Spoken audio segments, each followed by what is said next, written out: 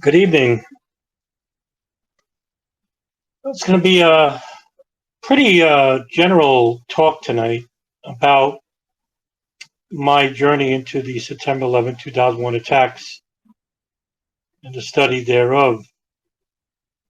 There's been a lot of uh, people who have been very influential in my journey, and I'd like to give recognition to some of them as well during this conversation tonight.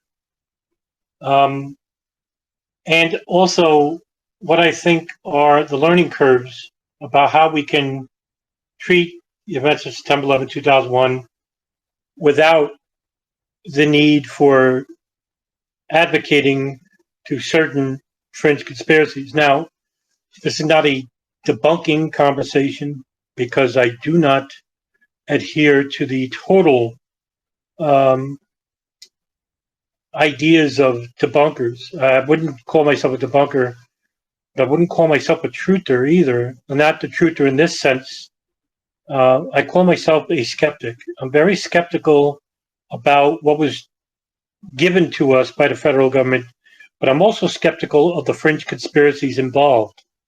And what I'd like to do tonight is basically go over my experience into why I decided to investigate the events of September 11, 2001, and also my experience in dealing with this duality of, say, the official narrative and those of the fringe conspiratorial mindset, because in between is where I'd like to say is the truth of the matter.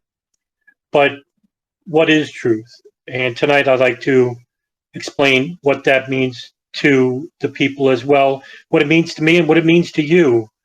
Because what I fear in the end is that if we do not pay attention to what is happening with the events of September 11, 2001, it will end up just being like JFK and the assassinations of Martin Luther King, John F. Kennedy, Malcolm X, and most any large-scale event that has affected American history. So how do we look at the events of September 11, 2001? Well, for me, basically, I was in New York when the attacks happened. And I, at that time, I was basically alone. And I was on top of my friend's apartment where I used to live in Ridgewood, Queens. And we heard about the first plane. We did not see the first plane. We're about approximately 8 to 11 miles away from New York City.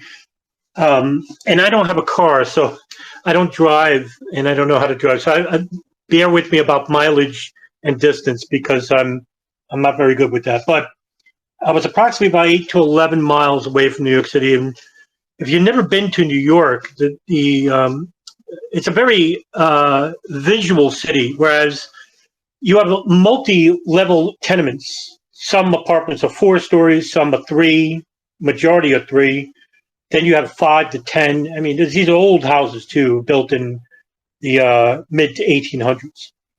And 5 boroughs, Staten Island, Queens, Brooklyn, Manhattan, can all see what was happening. And across all these rooftops, you have thousands of people who are watching this incident unfold. At the time, we had not known what was going on. We actually thought, just like Wind News Radio, 1010 Winds, a radio station here, said that it seemed to be that there was a plane crashing into the World Trade Center.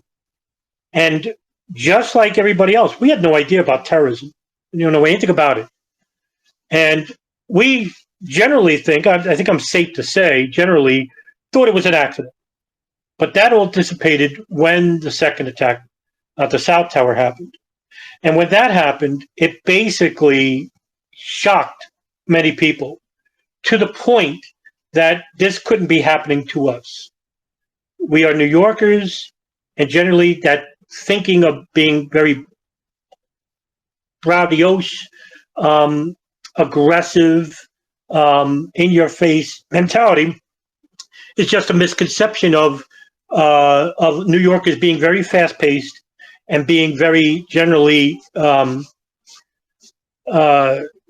not conceited, but very proud of their longstanding heritage as being the place where everybody wants to go, and having the two of the world's tallest buildings at the time, which gave an air of superiority. When the attacks took place, we were very much shocked. And at this point, the smoke that was coming out of the towers was covering miles and miles of lower Manhattan into the west. And it was a very clear day, Tuesday, too. And I was in shock at the time, and I'm very unemotional. But I was very surprised that this was happening. And all any ideas of thinking that, the firemen would save people dissipated when the South Tower had collapsed. Something that we never thought would happen at the time.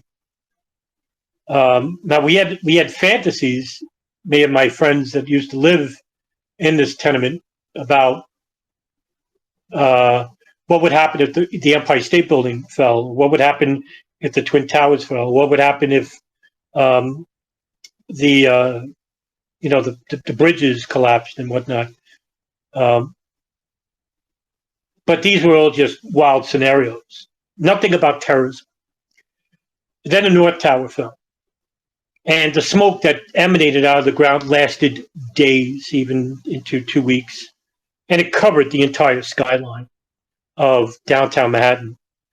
And the smoke just lingered. It seemed that the smoke itself would never end. And it created such a visibility problem that people coming from Staten Island and whatnot would be very careful to drive. And sometimes driving was so hazardous because you couldn't see in front of you that they suspended driving for a couple of days in that area.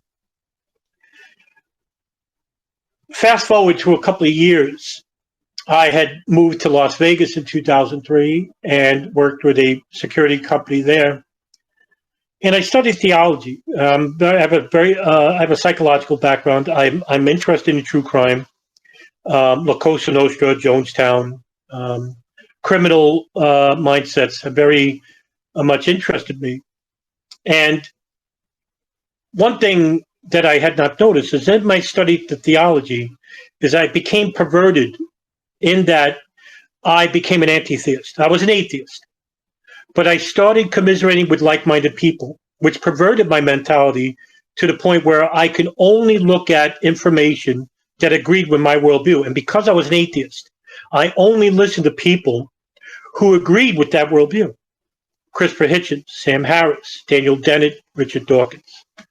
And what happened over time is that the perversion was I became a radical anti-theist. And I didn't realize what was happening. I thought this, religion in itself was silly. All God believed was basically just the same. And I didn't realize that what I was making was the same mistake that people in the 9/11 Truth Movement make the mistake. And I'll get to that in a minute. And there's the reason why I'm sharing that story with you, because it's going to make sense. It wasn't until an atheist who is biblically literate, who I really admired at the time, in this chat viral room, where we would sit in these viral rooms, there'd be 30 of us, and then we would have like a theist come in and we would make fun of him. And not knowing that this was basically an echo chamber. Not realizing that all we were doing was basically creating this paradigm, if you will, of fervent mentality, this militant mentality. And it wasn't until this atheist who was biblically literate told me one day that, hey, your shtick is getting old. You're aggressive, you're ignorant, whatnot. And I remember taking offense to this, saying, wow, no, this guy I really liked. I want to know why he said this. So instead of being defensive, I actually reflected, because, like I said, I come from a background of psychology, so I wanted to self-reflect myself. And in doing this, I actually got off the internet for close to a year. because I wanted to realize it wasn't him that was a problem. It was me, because here's a guy who I really admired, and he's telling me I have a problem. Not that most people would say, oh, the deflection is, no, there's nothing wrong with me, there's something wrong with you. And thankfully, I went this route because it changed my life. And it took a criticism to do so. And I'm very thankful for this person. I don't know his real name, and I think his name was like Big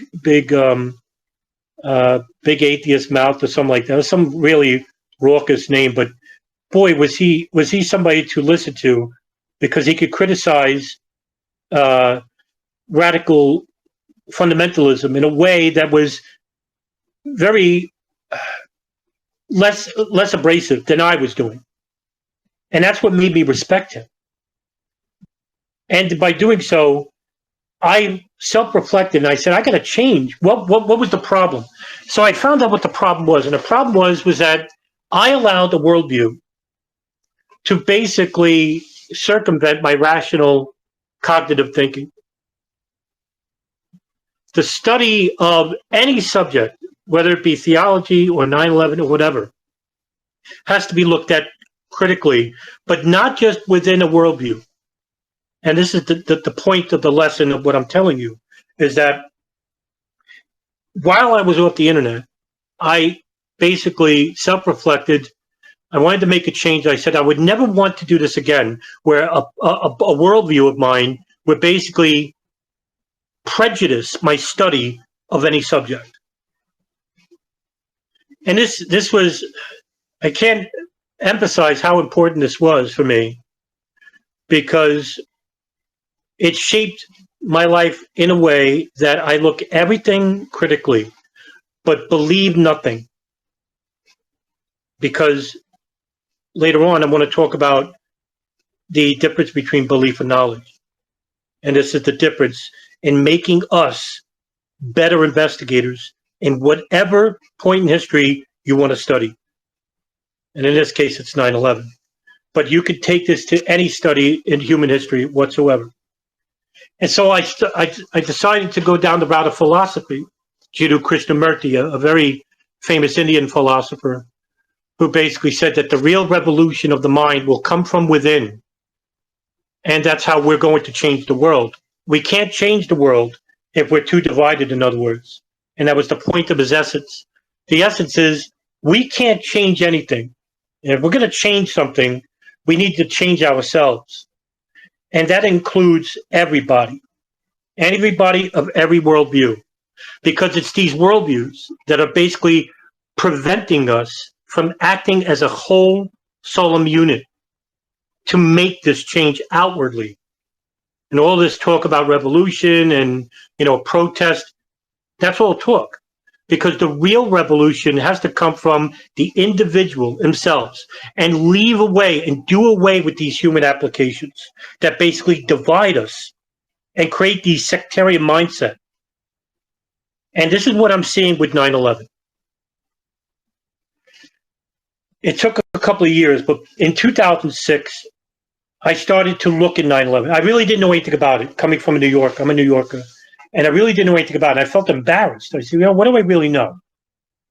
And because I came from a very true crime background, I wanted to know the motivations of people. Now, at the time in 2006, hardly anybody was talking about, in any serious sense, the geopolitics of 9/11. Hardly anybody. The predominant conversation was the physics of World Trade Center 1, 2, and 7. And one of the very first websites I came across was the James Randi Foundation, JREF, where you had people like Tony Zambati, Niels Harrod, I believe. I don't want to say Stephen Jones. I don't think he ever went there. And when it comes to math and when it comes to physics, boy, I am less than a layman. I am terrible in this endeavor. This is the reason why you'll never hear me talk about physics. And I've interviewed David Chandler, I've interviewed Adam Taylor, and Wayne Costi and Ross Muir, and they are light years ahead of me. And I have no knowledge about these subjects, but I don't want to be critical, right?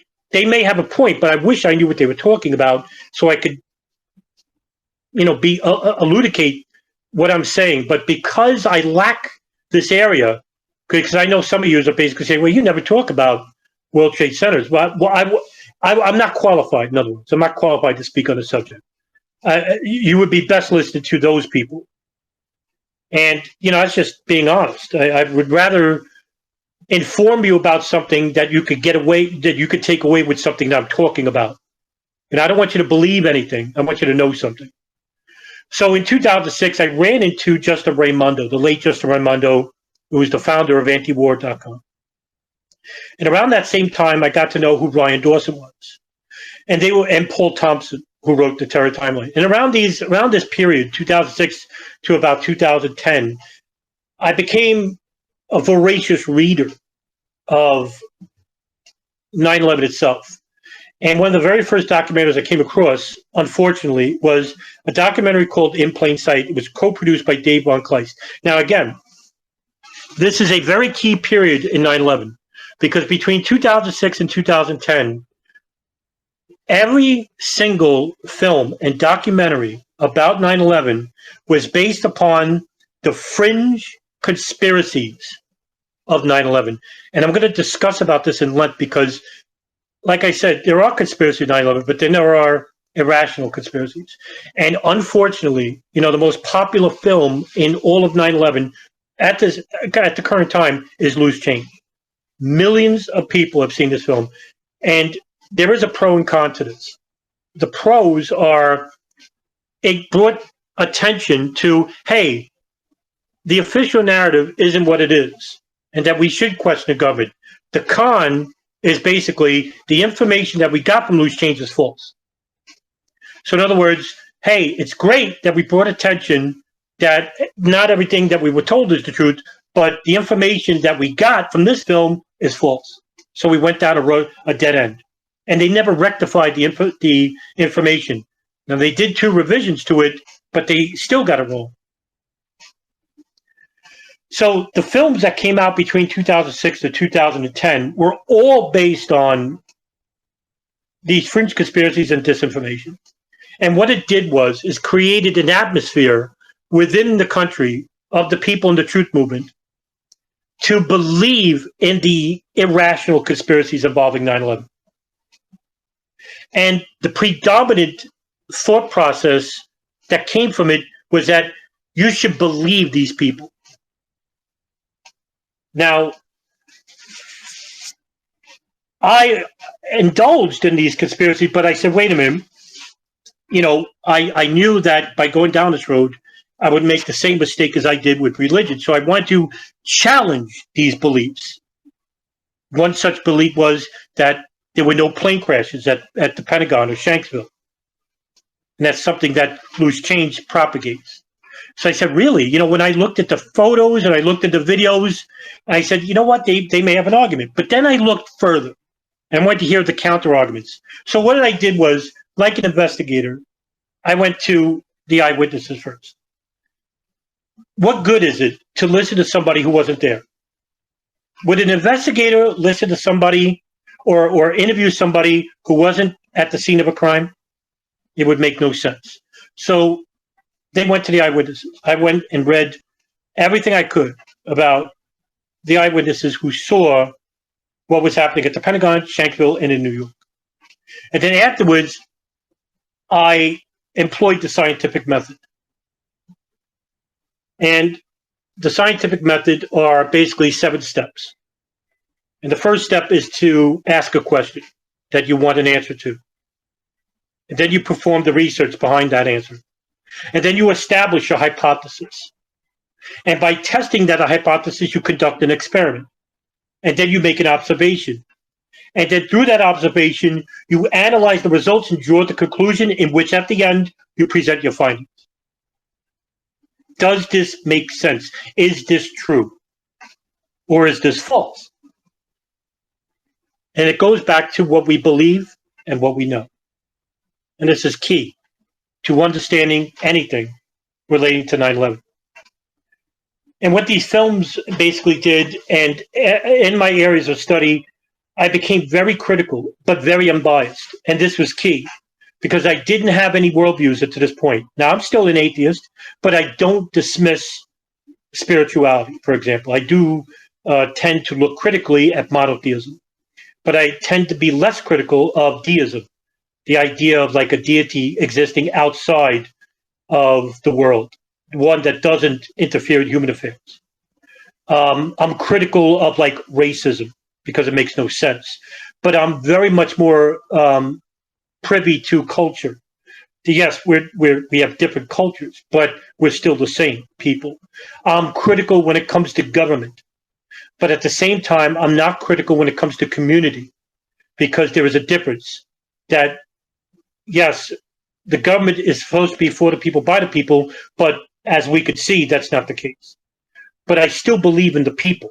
I still have faith to believe in people, that we can make change. So you can see that there is a difference between, say, religious spirituality, government and community, racism and culture. And when you look at outside these paradigms and these divisive constructs, it's almost like you live in the Matrix. Like this world is basically different than what's being perceived to you.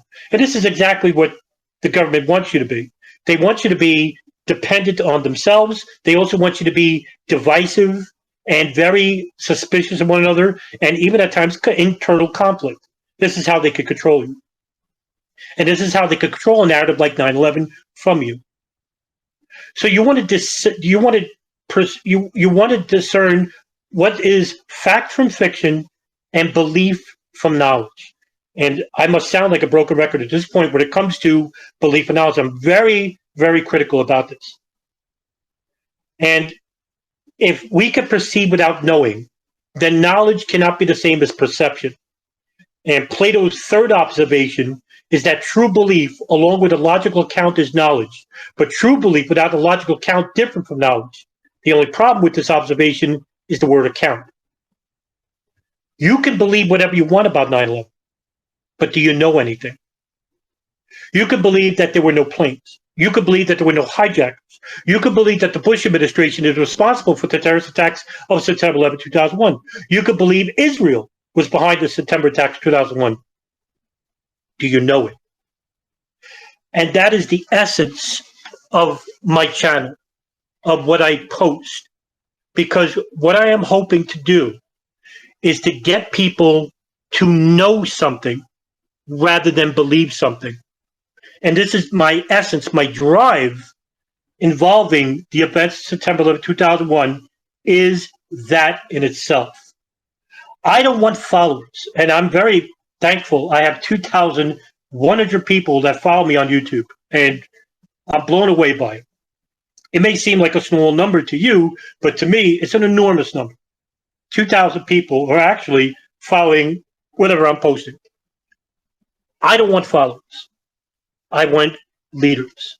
I want people to get away, to take something that I'm posting, learn something, and then they become the leaders, the teachers, and open up their own channels or written work or whatever, post something, because that's how you build a movement.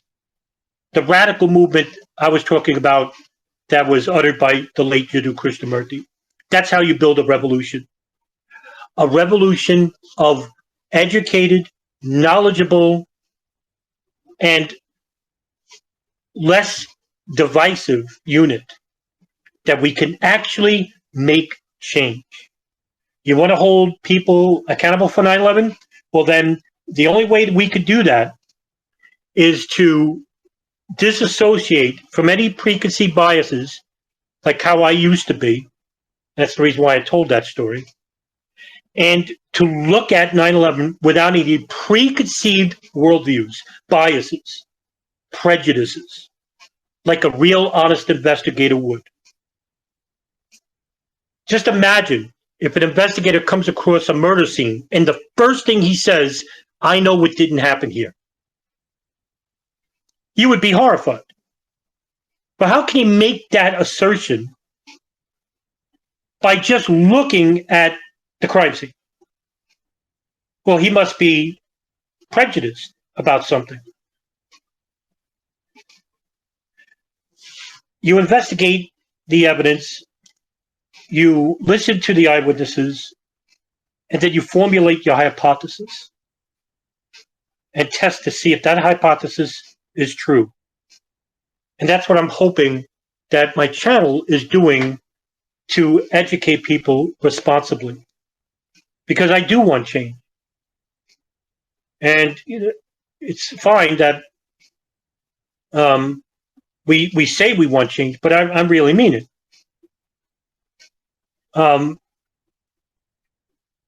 And the problem, I think, currently facing the 9/11 truth community is that from a very early stage, and we're talking about even in 2002, 20 years, that the truth movement was the primary movement that was infiltrated with disinformation.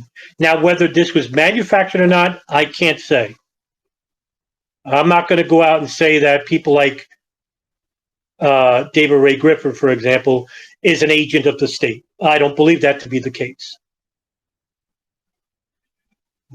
I can name you 50 people that propagate fringe conspiracies that turned out to be false.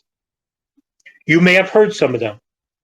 David Ray Griffin, Christopher Bolin, Rebecca Roth, Pilots for 9/11 Truth, Citizens Investigation Team, Richard Gage, for example, not his physics, but now his geopolitics, Barbara Honegger, Judy Wood, Jason Burmis, Jim Fetzer, and there's so many more, that it created a new faction within the truth movement that believed in irresponsible, extremist beliefs that defy rationale. And because they did this and went down this road, a large percentage of people in the truth movement have now become an embarrassment to the public eye.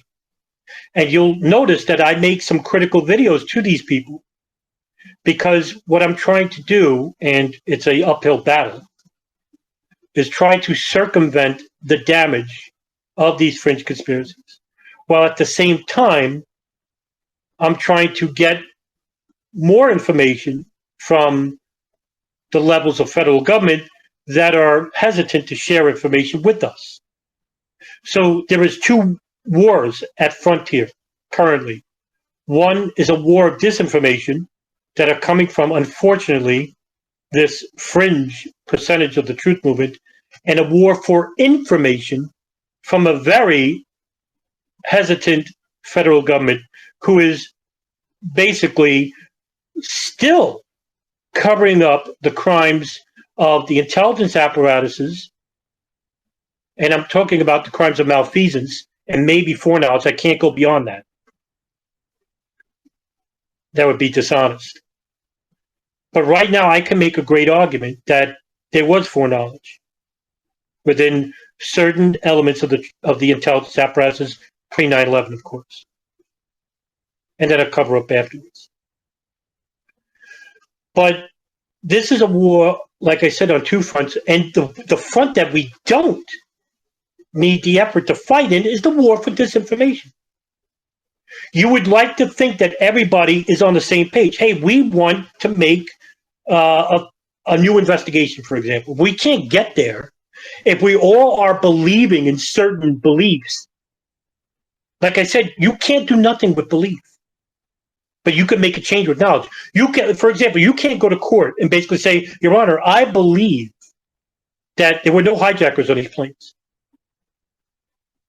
You have to show evidence for this. And the evidence is that there were hijackers on these planes. Now, another problem that I see within the truth movement is a problem that is predominant. And that is that the quote unquote, the official narrative is false. Everything about it. It's a general description. And I think this is a mistake.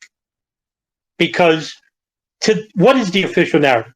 This is something I ask people in the fringe not the truth movement, not to rational truthers, and there are many of them, but to this percentage of people who believe in the irrational theories. I ask them, what is the official narrative? And from my experience, yours may be different. My experience is the official narrative from them is 19 radical fundamentalists hijacked 4 planes and crashed them into the World Trade Center, Pentagon, and Shanksville. Meanwhile, World Trade Center 1, 2, and 7 came down by controlled demolition. Anything outside of that discussion will get you a deer in the headlights look. And that is because most people that believe in these extremist views of 9/11 do not read anything outside of that worldview. And this is the reason why I told you about my story about the worldview that perverted me to believing in an echo chamber, was standing with an echo chamber. And this is what's happening right now in the 9/11 truth community, whatever's left of it. It isn't like back in 2006 or 2010. It's very small now, fractured because of this.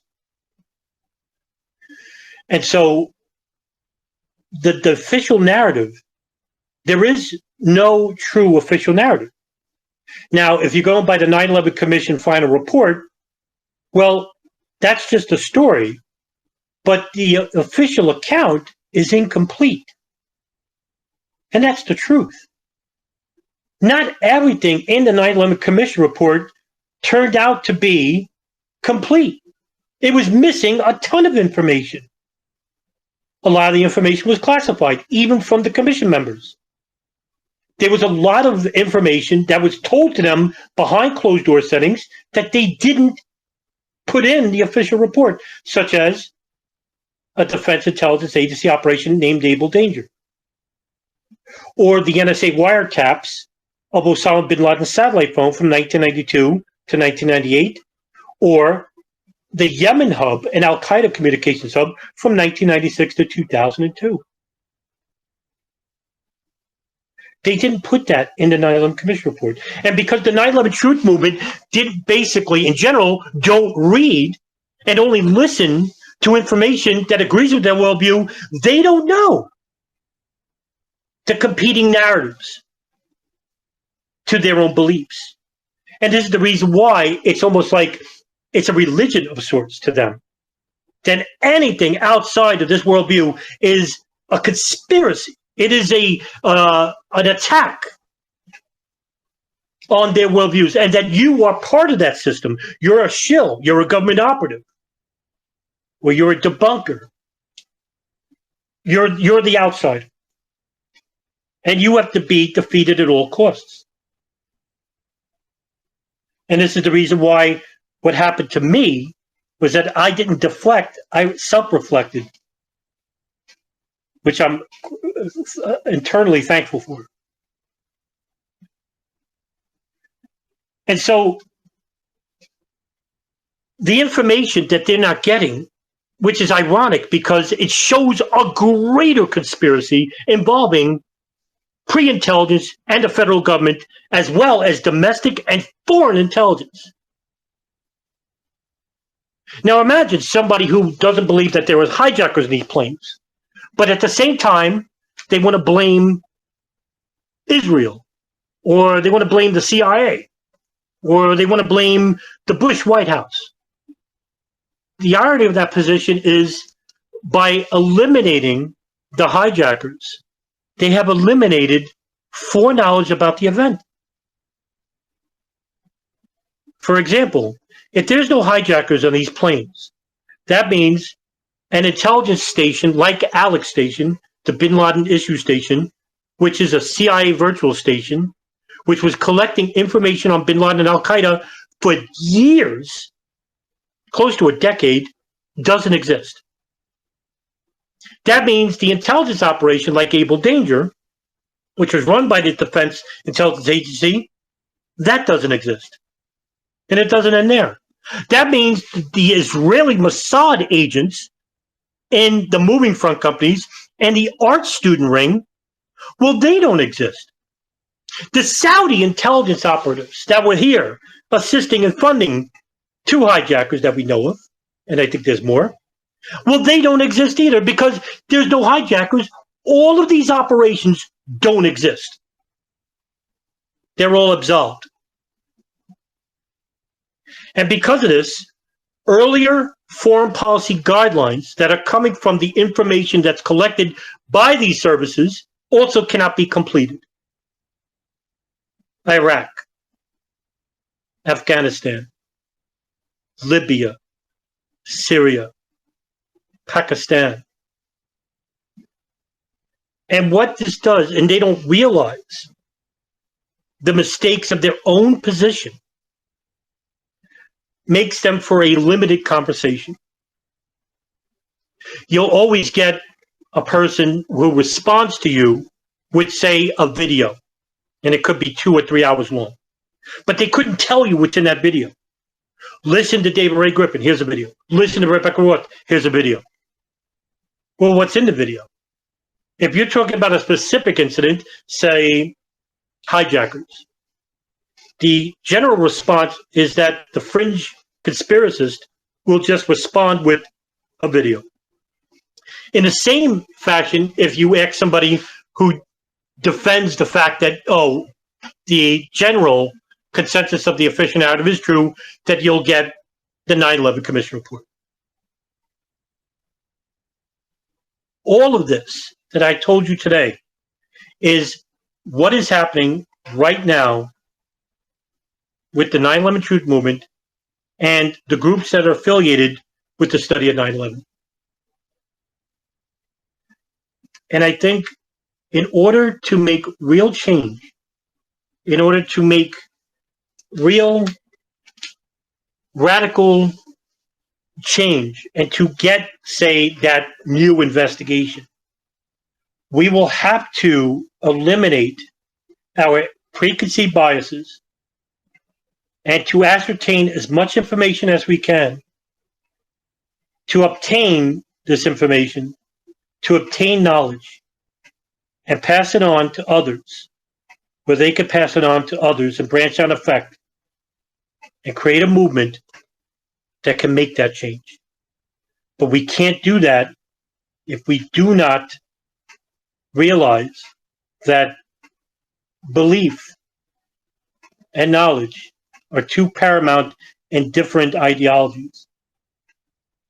And if we don't fight for information and we allow disinformation to become paramount to whatever is left with the 9/11 Truth Movement, we will end up just like JFK and every other past tremendous event that involves a conspiracy by the government to become an afterthought.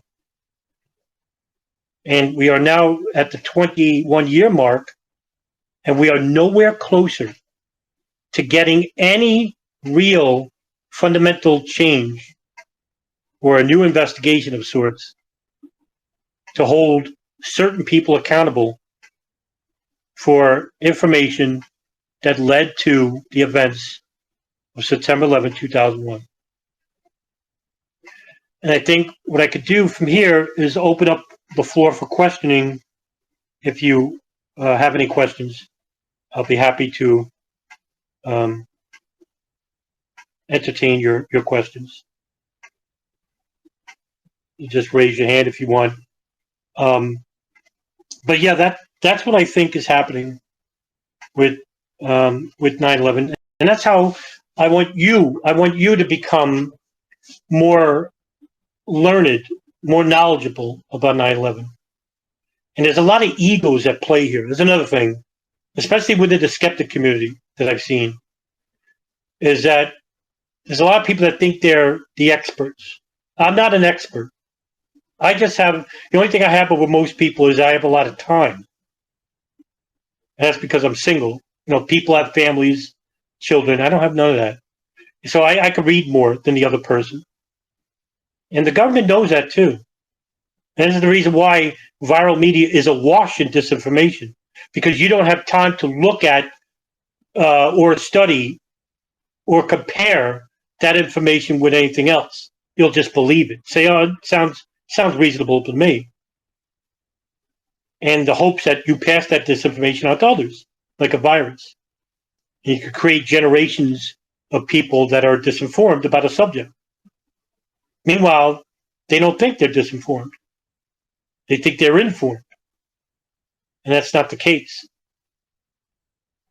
And that's why my channel, I'm very strict with what I'm, sharing with the viewer or the listener. And it's the reason why most of my videos are audio.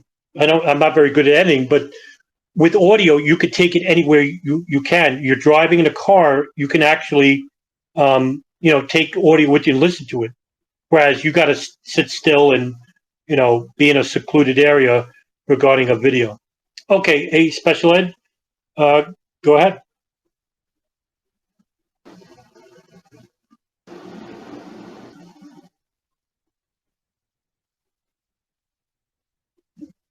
You're muted. Something's weird with my audio. Can you guys hear me? Yes, I can hear you, pal. Oh, okay, cool. Hey, how's it going, Adam? Hey, how are you? I'm good. It's been a long time. Yeah, it's great to hear you again. I'm glad you're picking up on these spaces again. I'd like to thank you for your time, your invaluable just contribution to this space.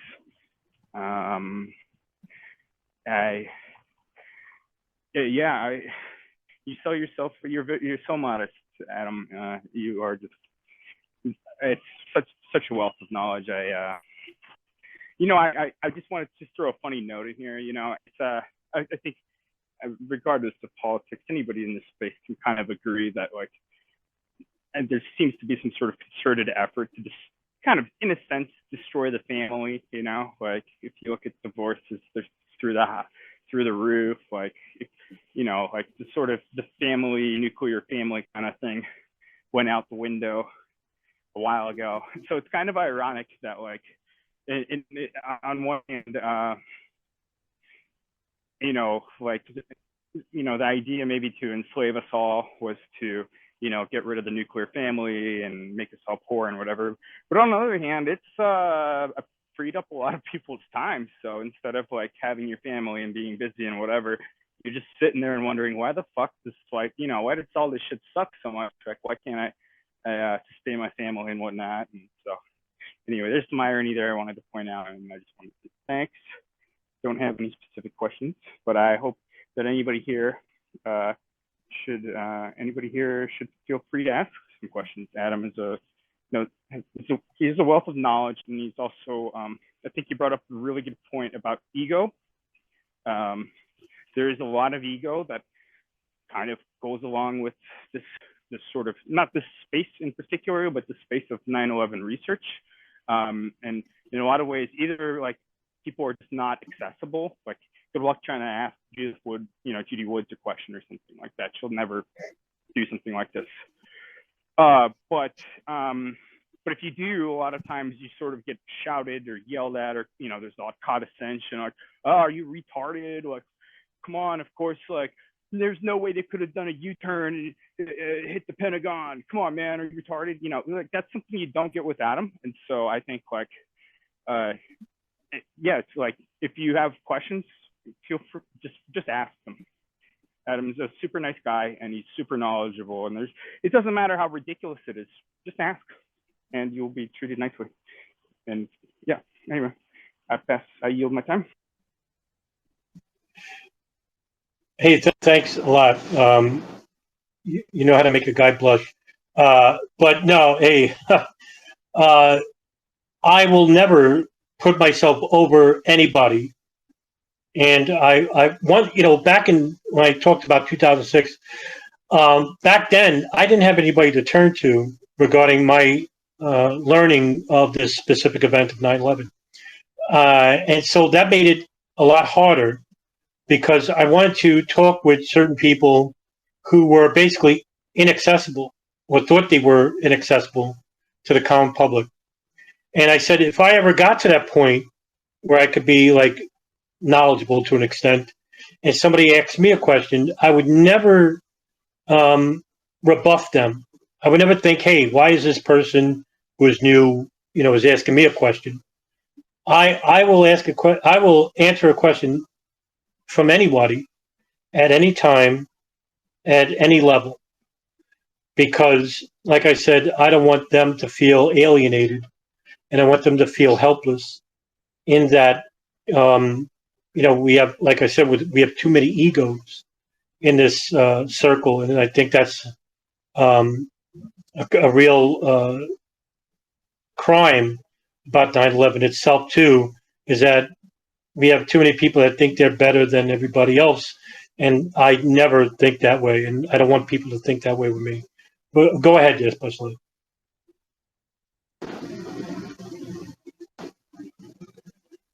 You're muted, by the way. Okay, can you hear me? Yeah, now I can hear you. Okay, well, it's weird how the audio. There's something going on with my headphones.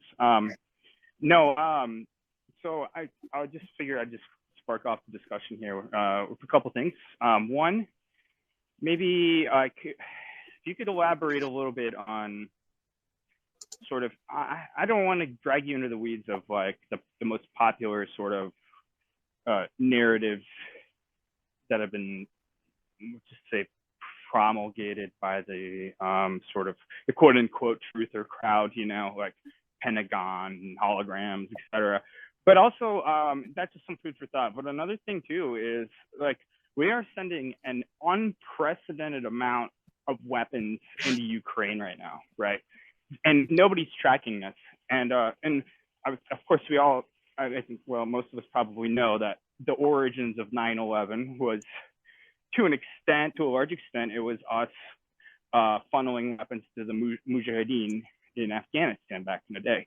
And I'd just like to get your thoughts and input on, how do you see like this dumpster fire turning out? Like, what are we going to look at? And just, this is an opinion question, of course, but how do you think this dumpster fire is going to continue, and then in the next 10 years or so? Yeah, hey, Special Ed. By the way, yeah, I asked this question to John Kiriakou, former CIA case officer, who I interviewed just last night. I asked him about that question. I said, do you see any similarities between what is happening in Ukraine with the CIA spending, millions, hundreds of millions, even billions of dollars to these, the army and the rebels, or these separatists in the region, to say what was happening in 1979 Afghanistan, when the CIA under Operation Cyclone was giving hundreds of millions to the Pakistan ISI, because we didn't give directly; we had to go through them, because the Afghans and the Arabs didn't want to see this as an American war. And we spent billions, millions, hundreds of millions into the Mujahideen, in which later on they became the enemy. And John Kiriakou basically said there is a strong similarity of what is happening in Ukraine, because you have not religious fundamentalists, but nationalists, right-wing nationalists, like the Azov Battalion and the Ukrainian nationalists, the organization of Ukrainian nationalists that was created under Mykola Lebed, who are now going by another name. These guys, these radical factions, they change their names every once in a while so people can't recognize them. But there are great similarities here. Now, I'm not saying that what is happening in Ukraine is definitely going to happen just like how it played out with Afghanistan, but history has a tendency to repeat itself. And this is what's happening right now in Ukraine. I mean, are the Azov Battalion going to become the new Mujahideen in the region? Well, I mean, we do have right-wing separatists happening in Eastern Europe right now, and you see it in places like Germany and Ukraine and Donbass and Lushansk and the areas that were once the disputed territories of Ukraine, which is where the problems began. And look, and this is something that I did 2 podcasts on my The Darkened Hour, the podcast I run with Richard Cox, and we entertained the Ukraine episode. We did 2 episodes about the CIA involvement with Ukraine, and we saw a long history involving certain neo-Nazi groups, certain neo-Nazi affiliates that had a link between World War II, the Cold War, up until the present time. And if you look at what happened in 2014, Viktor Yushchenko, the president of Ukraine, was forcibly ousted from the presidency by right-wing separatists during what was called the Revolution of Dignity. And I believe that happened on February 8th, 2014. And he was a coup. And the Daily Beast and Consortium News, they did news pieces on CIA involvement with these right-wing separatists, training members of the Azov Battalion, not just inside the United States, but also in the disputed territories of Luhansk and Donetsk, who were fighting rebel military armaments well before these revolutions in 2010 and 2014. So is there a, excuse me, similarity between Afghanistan of 1979 and present-day Ukraine? You betcha. Go ahead.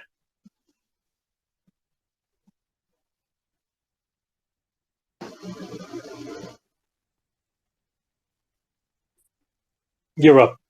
You're muted. Oh. And you're Oh, sorry. I didn't mean to cut you off there. It's weird. No, go ahead. Yeah, usually when I request the mic, there's something going on with my headset, and it's making Twitter freak out, because usually That's all right. I like, when you become a speaker, you just mute your mic, and then you don't have to request every time. So anyway, no, I actually, so I kind of want to bring this back to 9/11. I think there's a lot of people in this crowd that I've seen. Like, the avatars kind of look familiar, but I think they're kind of maybe a newer crowd. I think it would be really worthwhile to address, like you were saying at the beginning, you're not a debunker, you know what I mean? This isn't a debunking thing, or skeptics for truth, skeptics, whatever. Like, there was okay, so put it this way. You have a lot of these kooks and these kind of, you call them fringe conspiracy theories, but I would say, unfortunately, they're, in terms of conspiracy, it's a very fringe thing to believe, but it's very widely distributed. But they tend to, let me just put this, let me start it off with this. Let me say, there are just unending, verifiable, 100% document-based, like, just evidence that there were foreign intelligence agencies involved with 9/11. Not to mention our own CIA. You have the Saudis, and we have these lawsuits that are bringing up, these documents are floating up. You have the Israelis, which had their art student ring, which is one of the largest intelligence operations that was ever busted. And you also have the whole moving company, Urban Moving Systems. Sorry, I'm turning this into a huge question kind of thing. But what you see, there's two dynamics in the quote unquote fringe conspiracy movement. The hologrammers, or planes didn't hit, it was missiles. Like, well, actually, not really two dynamics. All of them, not all of them, but almost all of them tend to somehow blame Israel, and yet at the same time they obscure or they obfuscate, like, because what they do is they say, oh, it wasn't a plane, it was a missile, it was a hologram, or it was nanothermite or something. Like, the link to these foreign intelligence agencies are the hijackers. And so on one hand, they're blaming Israel, or say Saudi Arabia. On the other hand, they're peddling these conspiracy theories that remove any possibility of that happening. If it happened according to their theory, there is no link anymore. And I think that's just like I'm not super eloquent on this question, but I think you know what I mean.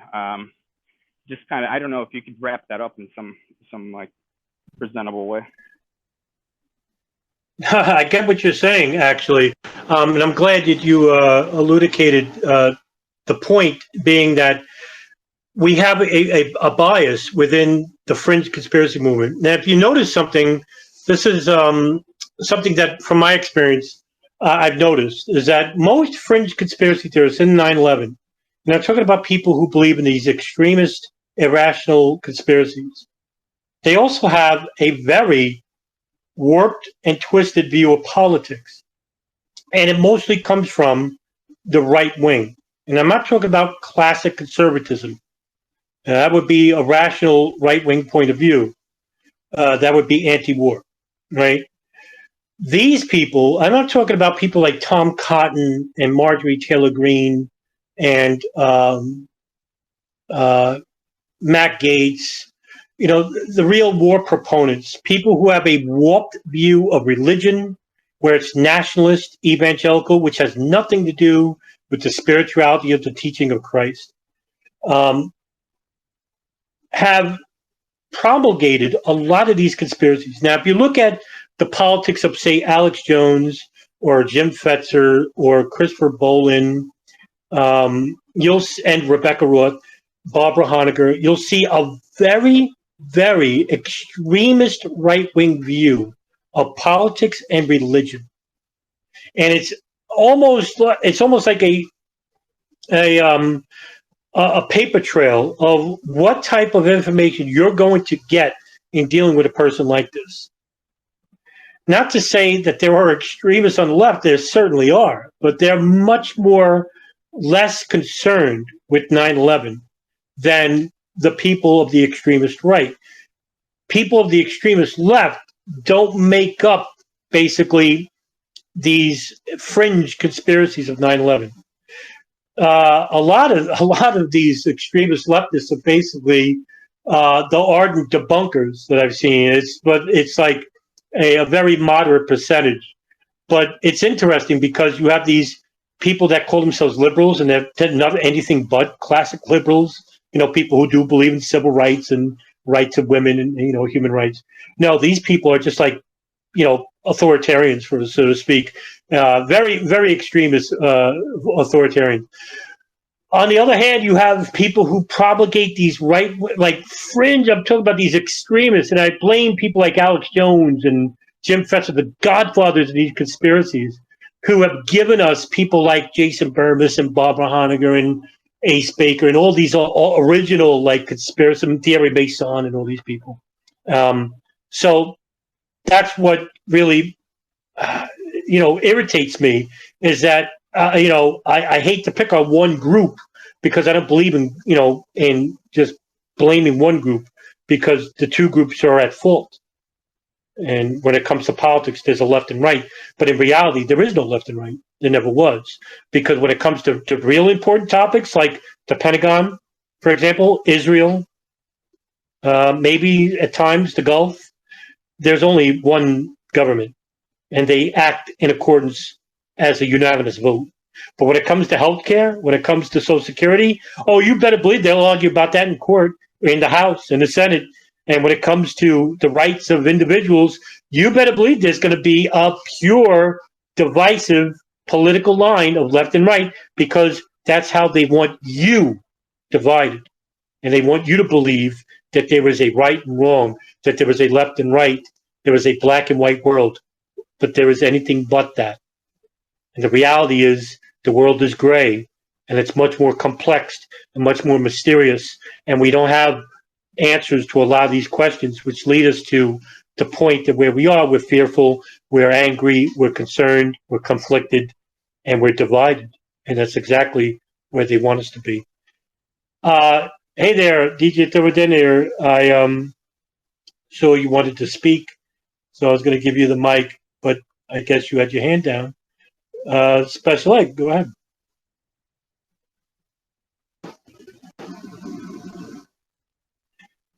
I guess you turned your mic down. Oh, there we go. There we go. Go ahead. You're on mute, Nelson. You're muted. Oh, okay. You can everybody can hear me? Yeah, I can hear you. I can hear you. So everybody else is hearing. Okay, this is me testing it out for the first time, I guess. Yes. Yeah. No, I was just just trying to log in. I was still listening to what you were saying, but at the same time, it's this area right now is what I'm slowly trying to work on to address at the ending of the new film that I'm still releasing in parts. And yeah, it's just kind of just trying to simplify it. What the problem is rather hard. Yeah, listen, good luck with that, right? I mean, you of all people should know this DJ Over Dead is I consider one of the best researchers I've ever come across regarding 9/11, and he's made a ton of films, and they're all like Britannica films, by the way. The key thing about his films is that they're all basically news articles, news videos that tell a story in chronological order. He's the only filmmaker that I ever seen do this. The only other person I've seen do that is Paul Thompson. He wrote the Terror Timeline. I listen. I think there's a problem, and before you even came in the room, I want to tell people that the problems facing society today is that there's disinformation and a lack of information, and that we're led to believe something rather than know something. And I told him about my background and my history about 9/11, how I got into it, the story about how I became somebody who was prejudiced by their worldviews, and it was basically religion itself. And that was a learning curve, because what I did was basically acknowledge something was wrong with me rather than deflect and say something was wrong with, that person who's criticizing me. And me and you together, we're basically, we come across these fringe conspiracies like Craig McKee, for example, online, or I don't know who else. There's so many others. Richard Gage, for example, Barbara Honegger, right? And in that, they won't have that conversation when we show them, hey, listen, you're wrong about this subject. And instead, they basically will just become a defense. It's almost like a defense product where they curl up and say, no, you just don't want to look at my information. You don't want to look at the information I provide. Well, the information you provide is basically wrong. And we'll show them where they're wrong. And they'll basically say, well, that's not what was in because what they'll do is they'll refer to their own work as saying that is the essence of the information, when in regards, hey, by the way, your information is wrong. Now, Barbara Honegger, for example, makes a habit of responding to myself and DJ Thermodetonator saying, you haven't watched my film. We both did. And, we both have critiqued it many times. And we are very familiar with Barbara Honegger. And we have conversations with Barbara Honegger on email. And it basically spirals out of control because I get very angry. And I get, very abrasive to people like her. But I don't get that way with people who follow those people, because they're victims. And I don't blame anybody who follows Honegger's work, because they are in no better position than the person who basically just reads, say, the 9/11 Commission report and believes it. They're a victim. Whether they're a victim of lack of information or an abundance of disinformation, they're still a victim. But I do blame Honegger, and I'm very critical of people like her. I wasn't that way with Richard Gage initially, until now he decided to investigate the geopolitics of 9/11, and he's spreading these same conspiracies that he promised he wouldn't do. And this is the reason why I'm very anal with these people. But, all right, Special Ed, go right ahead, sir.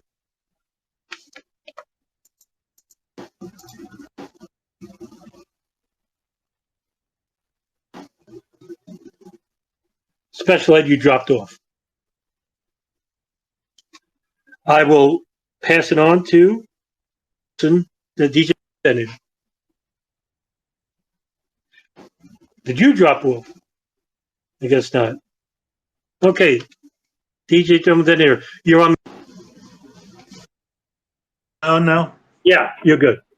Yeah. Oh, there was a lot I wanted to say, because when I spoke last, it kind of cut off. I didn't even hear what your initial response. It seemed to replay what I had actually said. But what you were stating, with the current ecosphere of information, media, and everything.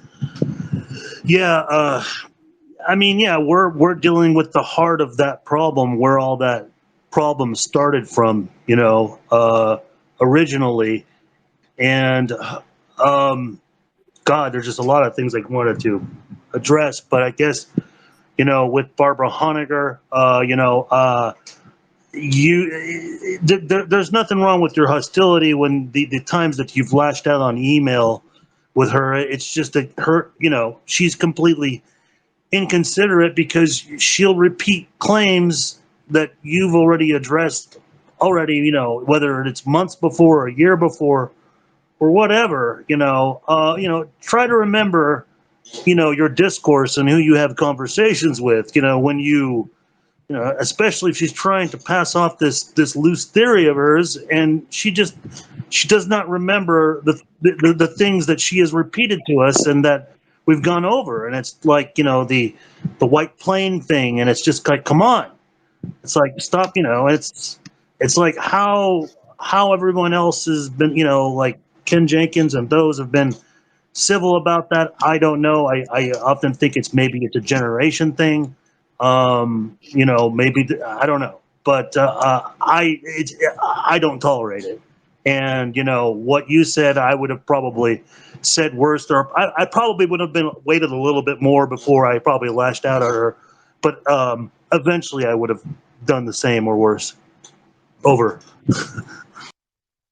Yeah, I can't disagree with anything you said there. I mean, I tend to be a little hot-headed when it comes to people who spread disinformation intentionally, and the reason why is because I care about the subject enough. Because I think we deserve a lot better than what we're getting, and I'll safely say that on behalf of everybody in this roundtable, right? In that we deserve to know what happened on 9/11. I don't want to believe something, like I said before. I want to know something. To hell with your beliefs. We can't go to, like I said, we can't go to court believing that there are no hijackers. We have to prove it. And if we go to court, you're going to end up getting a frivolous lawsuit, and nobody's going to take you seriously. And this is what happened to one April Gallup. April Gallup sought a civil suit against the federal government, suggesting that no plane hit the Pentagon. And she gave an interview to Citizens Investigation Team way back, I think in 2006, 5 or something like that. I could be off about the year. And when in 2011, she went to court and she amended her lawsuit to also include, of all people, Osama bin Laden and American Airlines, because she said that if the competing theories are true, then I'm still a victim. Well, the court saw that and said, get the hell out of here. I mean, he slapped her with a frivolous lawsuit. Not only slapped her with a frivolous lawsuit, he fined her lawyers, there's 3 of them, $5,000 each for bringing such a ridiculous lawsuit before the court. And this is what's going to happen with an organization like the Lawyers Committee for 9/11 Inquiry if they ever go to court, because Barbara Honegger is a board member. Now, just imagine if Barbara Honegger basically says, oh, by the way, none of the planes were hijacked. Oh, wait a minute, they were hijacked, but there was a swap, and they landed somewhere else, and we don't know where that is. They're just going to hit her with a frivolous lawsuit, and no one's ever going to take anybody serious ever again. And that includes the reasonable researchers of 9/11. Special Ed, go ahead. Hello. Yep. Oh, excellent. Yeah, I just want to kind of maybe elaborate a little bit on something you said earlier. I actually disagree to an extent that this is, like it's more so the far right that's parroting these kind of talking points. I think there's 2 layers to this. You have the source of the misinformation, the primary source, where it comes from. Let's take Jason Bermas, for example, right? And then you have the person promoting the source. Now, Bermas, for example, He's actually more famous. He's considered kind of a left. He's kind of considered a populist left wing, kind of on the Jimmy Dore side of things, right?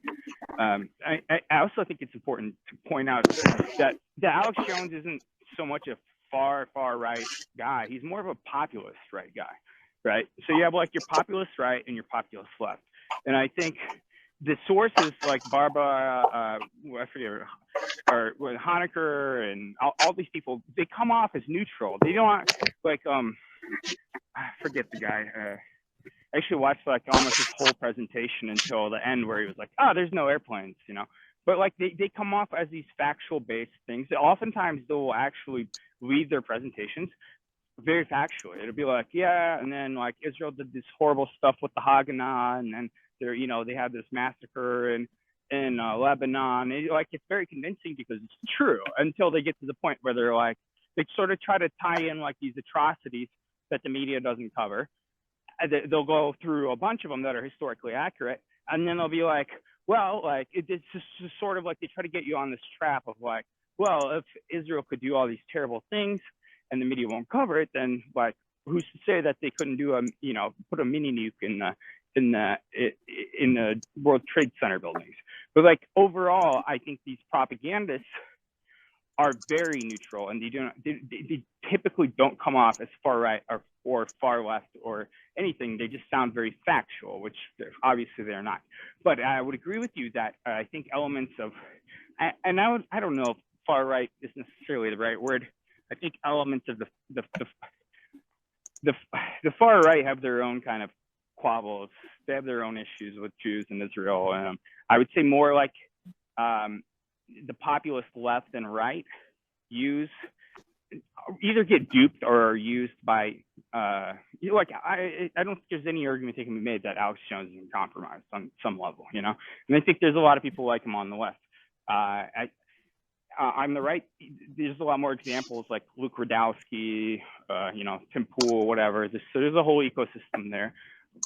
But as a whole, I just want to make that distinction because like the actual propagandists themselves, they just try to come off as factual. They have their PowerPoint presentation and they go through it and they're like, yeah, blah, blah, blah, here's this crime and that crime. And then they're like, all of a sudden it's like, oh, and no airplane hit a building, you know?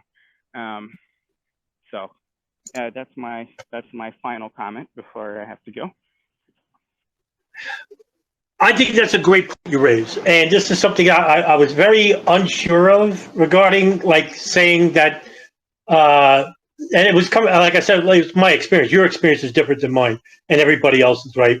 So yeah, I mean, but in the essence of like a majority of the people that I have come across on the internet, they basically come from that extremist, like right-wing view of politics and religion. But no, your point is very valid, by the way.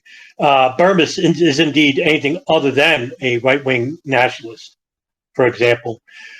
Jones, who the hell knows what he is? I mean, this is the reason why I hate Alex Jones, is because he leads you to believe whatever he portrays to be at that current moment in time. So you're never getting anything of substance. And I think that's a huge problem for me anyway, regarding getting to know somebody and trusting them, because how can you trust somebody that leads you to believe that, they're anything but what they, perceive to be? To me, that's a real red flag right there, because, they want you to be confused and believe whatever they want. But your point is very valid, very sound. So, Nelson.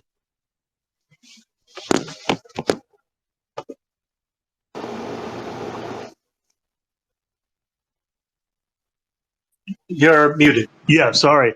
I don't even. Gotcha. Yeah, I have no idea when you're putting me on. I just don't hear anything, and then I'll hear like some weird noise, and then for some reason I'm instantly muted. That's just weird.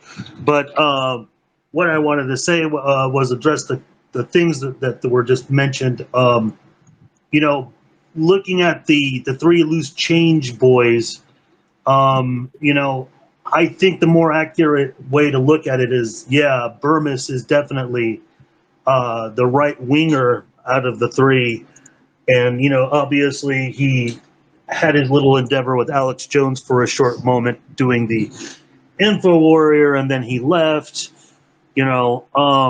But I wouldn't say he was as popular. I mean, I would even say Luke Radowski was more popular in that regard, you know, because Burmese doesn't have the narration. I think the real popular person is still more so Dylan. I mean, that's when Dylan Avery, and that's when they usually when they do anything new about Loose Change, or if they interview him on the interview and the anniversaries, it's usually Dylan Avery that gets the interview. And I know with them, they've always been more left. I don't think they were wanted to do the third version of Loose Change, the final cut. And I think I'm pretty certain about this because Corey Rowe had said like last year or the year before on the anniversary that, you know, that the whole truth movement, you know, at the beginning, he to him, he says it was more of a left-wing Democrat move, message more so, and you know that it eventually got co-opted by Alex Jones and all that stuff, you know, and then of course that was all addressed. That's kind of the way I see it, and that's why there's, you know, the new versions of Loose Change doesn't have Dylan Avery in it. It's still just Corey Rowe. I mean, it doesn't have Jason Burmese in it. It's just Dylan Avery and Corey Rowe now. And what the other thing I wanted to address was when you were talking about April Gallup and also Barbara Honegger.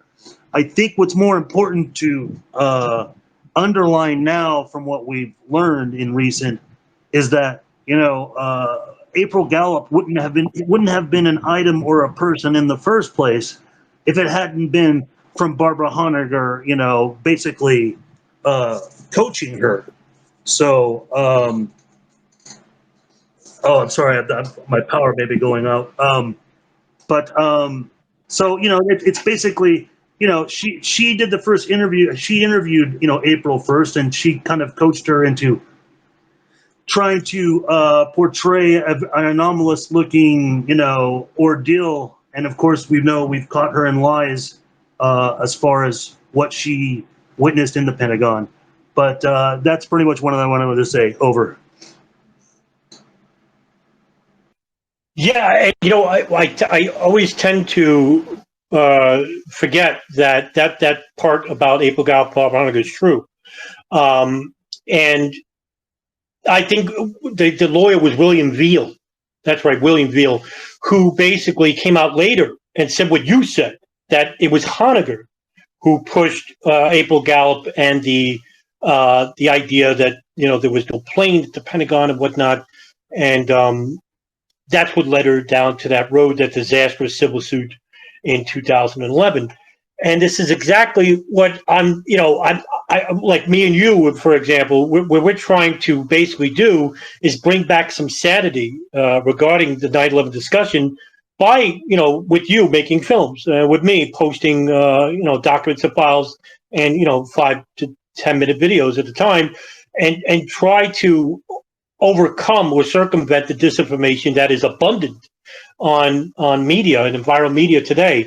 And I think you brought up something a while back to me, DJ, which, you know, comes to more fruition as time passes, is that, and this is something I know we have a disagreement on regarding the restrictions of people who are propagating, you know, these theories. You know, COVID's been more prominent, but I don't believe in like restricting, say, Alex Jones, who I hate more than anybody, to be off of YouTube. But because this is happening, and because they are being, there's less of them on viral media, it helps us in regards to being promoting real material, real information to people, and we should be taking advantage of them, which we are. And the only thing is, I wish there were more people that were more active on viral media revolving the sharing of information about 9/11 itself. I'm talking about real information, not disinformation. And that's what I think is happening at the current time.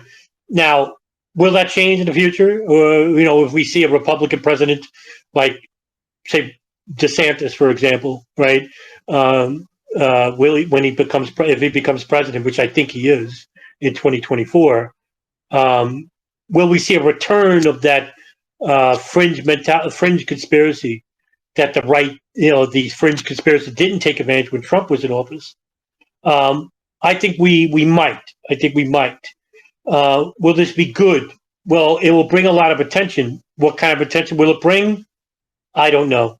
And I think if we see a return of the popular fringe conspiracies, we'll be in a lot of trouble because they'll be predominant on viral media.